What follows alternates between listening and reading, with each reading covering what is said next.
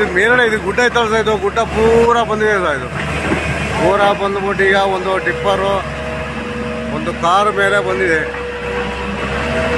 Car ಮತ್ತೆ ಒಂದು tipper ಪಟ್ಟಿ ಆಗಿದೆ.